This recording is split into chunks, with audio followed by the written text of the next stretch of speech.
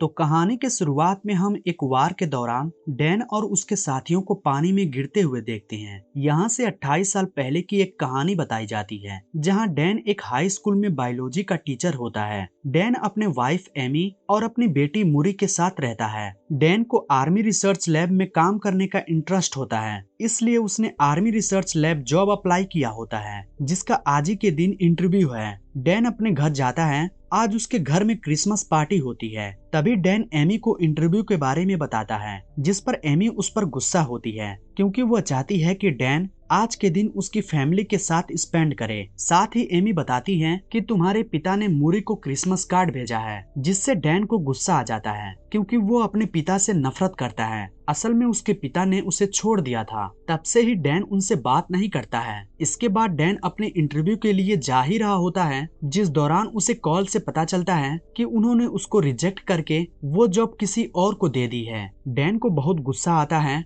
और वो अपनी फाइल को डस्टबिन में डालकर अंदर आ जाता है, जहां वो मूरी और एमी के साथ बैठकर फुटबॉल मैच देखने लगता है। जिस दौरान बीच मैच में अचानक एक पोर्टल खुलता है और देखते ही देखते उसके अंदर से बहुत सारे सोल्जर्स बाहर आते हैं। इन सारे सोल्जर्स का लीडर लेफ्टिनेंट हार्ट भी वहां आती है, जो सभी लोगों को बताती है कि वो लोग फ्यूचर से आए हैं, जहां 2051 में व्हाइट स्पाइक नाम के एलियन और इंसानों के बीच जंग छिड़ गई है और वो इस जंग में हार रहे हैं। अगर ऐसा ही चलता रहा तो 11 महीने में पूरे धरती से इंसानों का खात्मा हो जाएगा। हार्ट सभी को हेल्प करने का कहती है ताकि वो इस जंग में जीत सके। इस इंसिडेंट के बाद सभी देश उनकी हेल्प के लिए आम लोगों को सेना में भर्ती करके उन्हें फ्यूचर में भेजते हैं, पर फिर भी फ्यूचर वाली दुनिया में इंसानों की आबादी 5 लाख से कम बचती है। साथ ही फ्यूचर में भेजे 50% लोगों के जान गंवाने से अब लोग फ्यूचर में जाने के लिए सवाल उठाने लगते हैं, जिसके चलते सभी फ्यूचर में जाने के लिए विरोध करने लगते हैं। असल में सभी को सिर्फ 7 दिनों के लिए भेजा जाता है। अगर वो 7 दिनों तक जिंदा रहें तो वापस पास्ट में आ जाते हैं। इधर मूरी भी इस बात से परेशान होकर रोने लगती है और अपनी माँ को कहती है कि वो कभी भी फ्यूचर में ना जाएं। तभी डैन वहां आता है और मूरी से बात करके उसे शांत करता है। अगले दिन जब डैन क्लास में होता है तब उसके फोन में एक अलर्ट मैसेज आता है। असल में डैन को जल्द से जल्द आर्मी रिसर्च सेंटर में आने को कहा जाता है। डैन जल्दी से वहां जाता है क्योंकि उसे लग रहा था कि उसे अब जॉब मिल जाएगी, लेकिन यहाँ आने पर सोल्जर उसके हाथ को एक मशीन में डालते हैं। तब डैन को पता चलता है कि वो लोग उसे फ्यूचर में लड़ने के लिए भेजने वाले हैं। वो लोग डैन को ये भी बताते हैं कि उसकी 7 साल में डेथ हो जाएगी। डैन उनसे कुछ पूछ पाता तभी उसके हाथ में एक डिवाइस लगा दिया जाता है ताकि वो लोग डैन को ट्रैक कर सकें, और उसे बताया जाता है कि अगर उसने इस डिवाइस के साथ छेड़छाड़ की तो उसे जेल भी हो सकती है।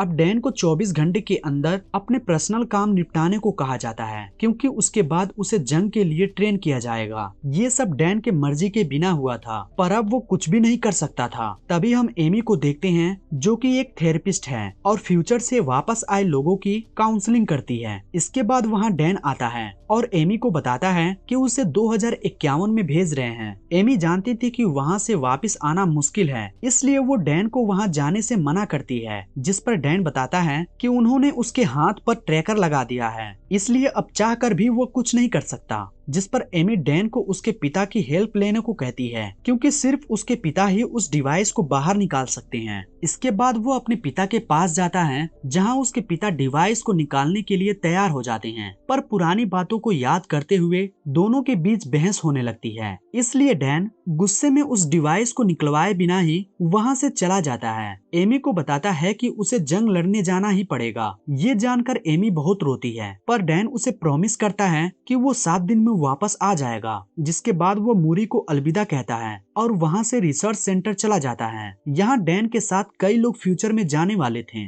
यहाँ सभी को आर्मी ड्रेस दी जाती है और सबको अलग अलग टीम में बांट दिया जाता है, जिसमें डैन की टीम का नाम आर फोर्स होता है, जो कि एक रिसर्च टीम है। यहाँ एक लड़की सवाल करती है कि वो टाइम मशीन से पीछे जाकर वार शुरू होने से पहले ही दुश्मनों को क्यों नहीं मार सकते, जिस पर वहाँ बैठा एक ऑफिसर उसे बताता है कि उनकी टाइम मशीन सिर्फ 30 साल का ट्रेवल कर सकती है, जिसमें वो सिर्फ 2051 में जाकर वहां से वापस 2022 में आ सकते हैं। इसके अलावा उन्हें ये भी बताया जाता है कि उनके जो दुश्मन हैं वो कोई इंसान नहीं है, बल्कि एक एलियन है। रात होने पर डैन अपने दोस्त चार्ली से बात करता है, जिस दौरान इमरजेंसी अलार्म बजने लगता है। तभी लेफ्टिनेंट हार्ट सबको अभी के अभी फ्यूचर में जाने के लिए कहती है। अब क्योंकि सबको ट्रेनिंग खत्म करने के बाद वहाँ ले जाना चाहिए था, पर लेफ्टिनेंट हार्ट का कहना था कि एलियन ने उसके रिसर्च लैब पर अटैक किया है। अगर वो लैब तबाह हो गई तो हम जंग में हार जाएंगे। इसके बाद सभी को एक जगह पर बुलाया जाता है और फिर एक एक करके उन्हें फ्यूचर में भेजने लगते हैं, जिस दौरान सिस्टम में कुछ खराबी आ जाती है, जिसके कारण वो सभी जमीन पर पहुंचने की जगह आसमान में ही रह जाते हैं और फिर एक एक करके सभी नीचे गिरने लगते हैं। ये वही सीन था जो हमें कहानी की शुरुआत में दिखाया था। यहाँ डैन और कुछ लोग एक स्विमिंग पूल में गिरते हैं, जबकि बाकी के लोग जमीन पर गिरकर मर जाते हैं। यहाँ का हालत देखकर वो सभी दंग रह जाते हैं, क्योंकि हर तरफ सिर्फ एलियन थे। इसके बाद हम फ्यूचर की दुनिया की कर्नल को देखते हैं, जो बचे हुए लोगों से कांटेक्ट करती है। वो डैन को टीम लीडर बनाते हुए कहती है कि उसे रिसर्च लैब में फंसे लोगों को बचाना होगा। डैन अपनी टीम के साथ लैब की ओर निकल जाता है। सभी लैब पहुंच जाते हैं और देखते हैं कि एलियन ने सभी लोगों को मार दिया है। जब कर्नल को इस बारे में पता चलता है तो वो बहुत दुखी होती है और डैन को लैब में रखे हार्ड ड्राइव को लाने को कहती है। इन लोगों के पास ज्यादा टाइम नहीं होता है, क्योंकि एलियंस लैब में आने वाले थे। जिसके बाद कर्नल डैन को लैब में रखी सभी बायोलॉजिकल मटेरियल भी साथ लाने को कहती है, जिस दौरान वहाँ एलियन भी आने लगते हैं। इसलिए यहाँ की आर्मी लैब के ऊपर बम गिराकर उसे पूरी तरह तबाह करने के लिए निकल जाती है। कर्नल बताती है कि डैन और उसके साथियों के पास सिर्फ 3 मिनट हैं, जिसके बाद लैब को ब्लास्ट कर दिया जाएगा।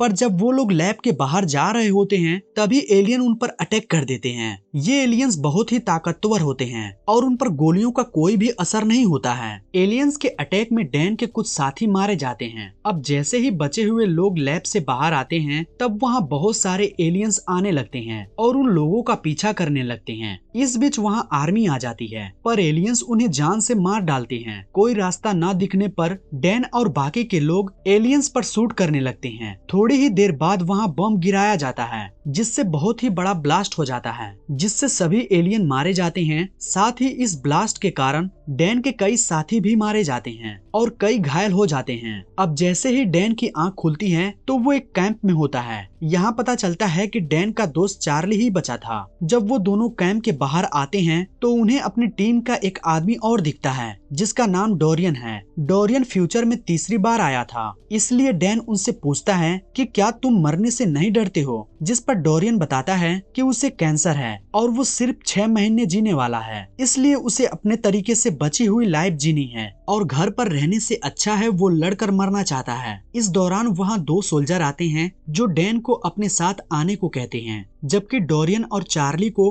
वापस लैब वाली जगह पर जाने को कहा जाता है। डैन डोरियन से चार्ली का ध्यान रखने को कहता है, क्योंकि चार्ली बहुत डरा हुआ था और वहाँ वापस जाना नहीं चाहता था। दूसरी ओर डैन जब कर्नल से मिलता है तो उसे पता चलता है कि वो उसकी बेटी मूरी है। असल में मूरी फ्यूचर में बड़ी हो चुकी थी। डैन उसे कर्नल के पोस्ट पर देखकर बहुत ही खुश होता है और खुशी से रोने लगता है। अब जैसे ही डैन उसे हक करने वाला होता है तब मूरी उसे रोक देती है। साथ ही वो उससे कहती है कि मैंने तुम्हें यहाँ पर इमोशनल होने के लिए नहीं बुलाया है, बल्कि एक खास वजह से बुलाया है। जब डैन उस वजह को पूछता है तो मूरी उसे वक्त आने पर सब कुछ बताने को कहती है। इसके बाद मूरी डैन को अंदर ले जाती है और फीमेल व्हाइट स्पाइक के बारे में बताती है। मूरी का कहना था कि फीमेल एलियन बहुत ताकतवर और गुस्सैल होती हैं, जो कि जमीन के नीचे अपना घोंसला बनाती हैं और एलियन को पैदा करती हैं। इस फीमेल एलियंस की हिफाजत सभी मेल एलियन करते हैं और उसकी हिफाजत में अपनी जान तक दे देते हैं। मूरी डैन को अपने साथ एक मिशन पर ले जाने को कहती है। इस मिशन में वो फीमेल एलियन को पकड़कर उसके डीएनए से एक टॉक्सिन बनाना चाहती है, जिससे सभी एलियन को मारा जा सके।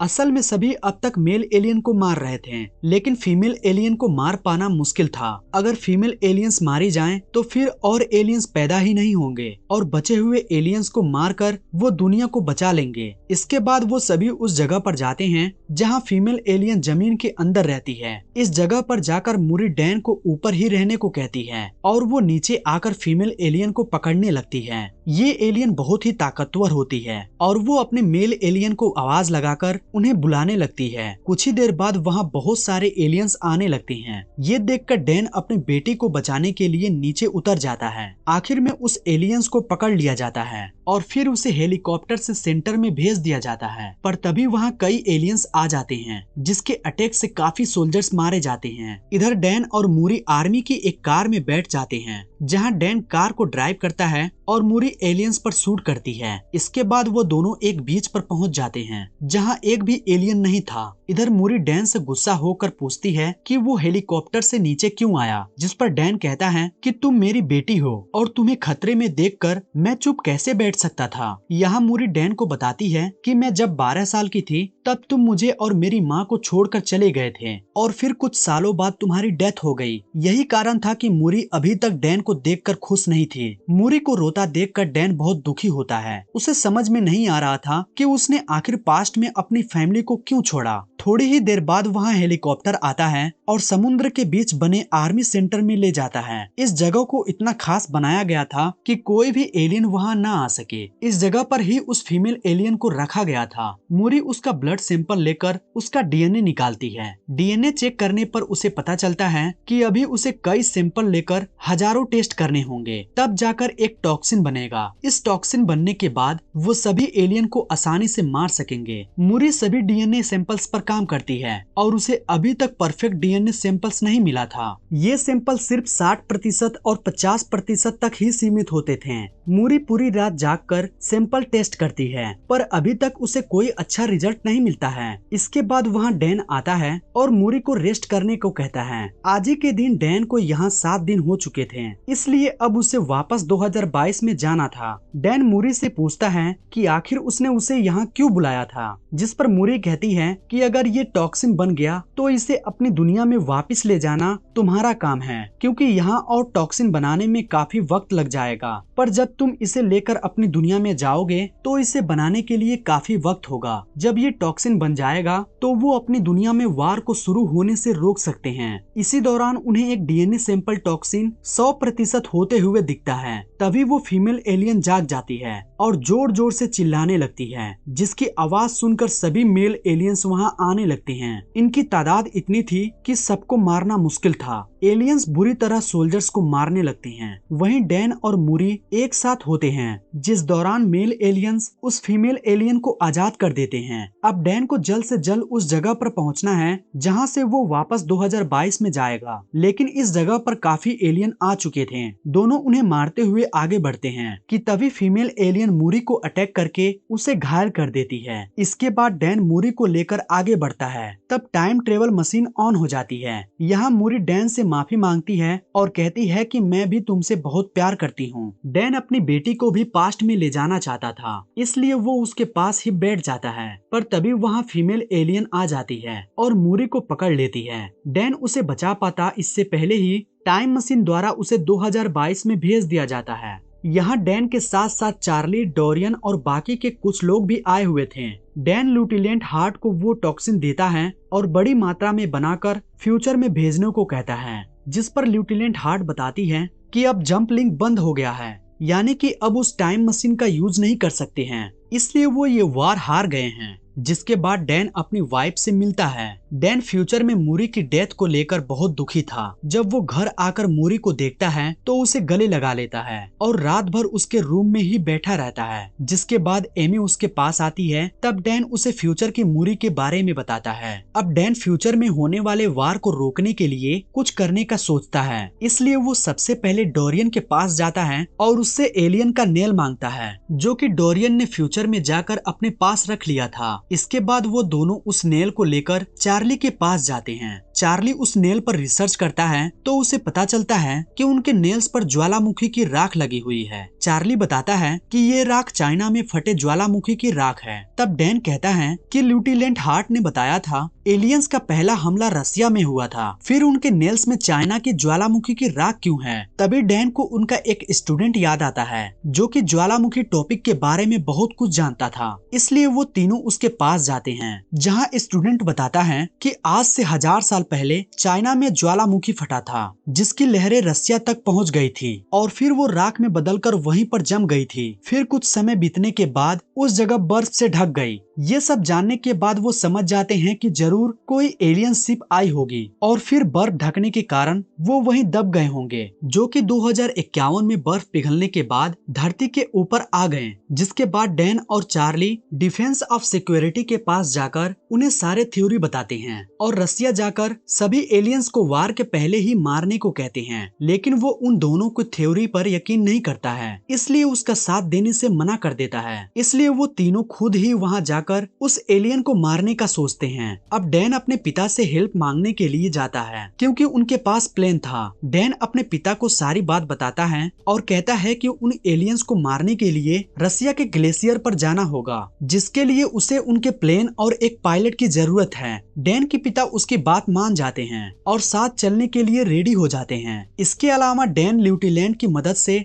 बहुत सारा टॉक्सिन बनवा चुका था, जिससे लेकर वो रसिया चले जाते हैं। यहाँ डैन अपने साथ एक टीम लेकर गया हुआ था। वो सभी ग्लेशियर आइलैंड के ऊपर पहुंच जाते हैं और एक ब्लास्ट करके जमीन के नीचे जाते हैं, जहां उन्हें एक एलियन शिप दिखाई देती है जो कि काफी टाइम पहले क्रैश हो गई थी। वो अंदर जाकर देखते हैं तो उन्हें एलियंस की डेड बॉडीज दिखती है। यहाँ उन्हें पता चलता है कि कुछ एलियंस अपने आप को जिंदा रखने के लिए सो रहे हैं, जिसके बाद वो टॉक्सिन से उन एलियंस को मारने लगते हैं, जिस दौरान फीमेल एलियन जाग जाती है और उन सब पर हमला कर देती है। तब डोरियन सबको शिप से बाहर जाने को कहकर शिप को ब्लास्ट करके सब कुछ खत्म करने को कहता है। इसके बाद वो सभी एलियंस एक एक करके बाहर आने लगती हैं, जिन्हें डैन के पिता शूट करके मारते हैं, लेकिन ज्यादा एलियन होने के कारण डोरियन को शिप ब्लास्ट करनी पड़ती है, जिससे डोरियन की भी डेथ हो जाती है। यहाँ सिर्फ चार्ली, डैन और उसके पिता ही बचे थे। डैन के पिता बताते हैं कि एक एलियन यहाँ से भाग गया है। अब दोनों उसे ढूंढते हैं और चालाकी से उस पर शूट करते हैं। ये वही फीमेल एलियन होती है जो कि बहुत ताकतवर होती है और उसे आसानी से मार पाना मुश्किल है। तभी वो वहाँ से भागकर छुप जाती है और डैन पर अटैक करती है। ये देखकर डैन के पिता उस पर अटैक करके डैन को बचाते हैं, पर थोड़ी देर बाद वो डैन के पिता पर अटैक करती है। तब डैन जल्दी से उठकर उस एलियन को जान से मार देता है। इसके बाद डैन अपने घर आ जाता है और उसके साथ उसके पिता भी होते हैं। अब डैन डिसाइड करता है कि वो ऐसी कोई गलती नहीं करेगा जिससे उसका परिवार बिखर जाए, और इसी के साथ ये मूवी यहीं पर खत्म हो जाती है। दोस्तों, आपको इस मूवी की एक्सप्लेनेशन कैसी लगी मुझे कमेंट करके जरूर बताएं। वीडियो को लाइक करें और शेयर करें। आने वाली वीडियो को देखने के लिए चैनल को सब्सक्राइब करके बेल आइकन को प्रेस करें, जिससे आने वाली वीडियोस मिस ना हो। मिलते हैं अगले वीडियो में।